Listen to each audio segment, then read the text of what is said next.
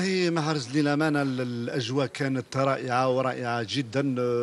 التفاؤل، القناع عند سواء الطاقم الفني أو عند اللاعبين. أجواء حميمية بالنسبة لظروف الإقامة والظروف جيدة.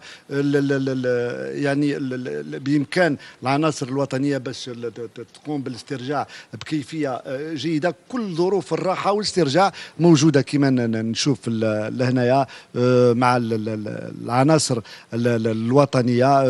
مكان جميل جدا، والكل متفائل. مجيد بوقرة هنا نشوف نصائح تصفوت مع المناجر العام للمنتخب بودبوز، والذي ايضا اللعب في هذا الملعب يقدم نصائح لبودبوز. كان تاع الفريق الوطني ايضا حظى بزياره سيد والي ولايه عنابه. اللقاء كان بالورود، صور جميله جدا. قلت كل متفائل، وان شاء الله الفوز سيكون حليف منتخبنا الوطني الجزائري. هذا ما اكده كل لاعب محرز.